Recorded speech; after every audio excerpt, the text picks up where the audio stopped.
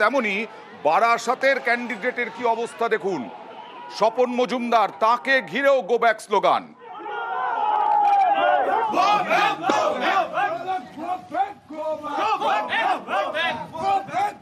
বারাসাতের বিজেপি প্রার্থী কাকলি ঘোষ দস্তিদারের বিরুদ্ধে যিনি লড়াই করছেন, স্বপন মজুমদার, তাকেও গো ব্যাক স্লোগানের মুখে পড়তে হলো।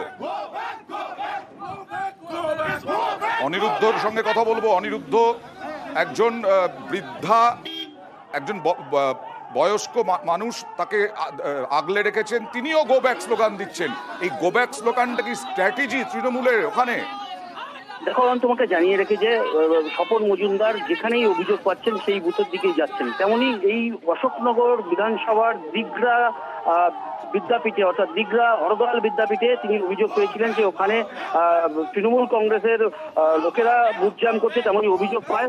এবং এই 89 নাম্বার বুথে যখন স্বপন মজুমদার পৌঁছায়, তিনি প্রাথমিকভাবে সাধারণ ভোট কেন্দ্রে গিয়ে কথা বলেন। পরবর্তীতে বাইরে বেরিয়ে আসার সময় কিন্তু তৃণমূল কংগ্রেসের কর্মীরা রীতিমতন গো ব্যাক স্লোগান দিতে থাকে। তৃণমূল কংগ্রেসের কর্মীরা অভিযোগ করতে থাকে যে এখানে শান্তিপূর্ণ ভোট হচ্ছে, কেন স্বপন মজুমদার এসছে, আমরা স্বপন মজুমদারকে চাই না, তিনি কেন এসছেন। সেই কারণেই কিন্তু তৃণমূল কংগ্রেসের কর্মীরা সেখানে বিক্ষোভ দেখাচ্ছিলেন।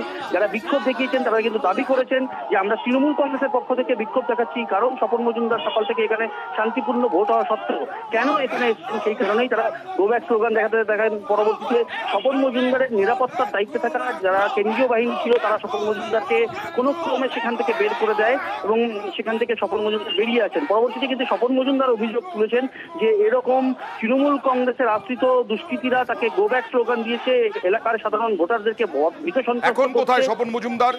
সেখান থেকে স্বপন মজুমদার বেরিয়ে এসেছেন, এখনো উনি বারাসাতে আরো অন্যান্য বুথে তিনি ভিজিট করছেন। আচ্ছা, বুথ জ্যামের অভিযোগ পেয়ে এই বুথে এসেছিলেন, তারপরেই তৃণমূলের কর্মীদের বিক্ষোভের মুখে পড়লেন এবং গো ব্যাক স্লোগান দিতে দিতে তৃণমূল কর্মীরা তাকে ধাওয়া করলেন এবং তিনি চলে গেলেন, জায়গা ছাড়লেন। কি বলছেন স্বপন মজুমদার, আর কি বলছে পাল্টা তৃণমূল, দেখুন।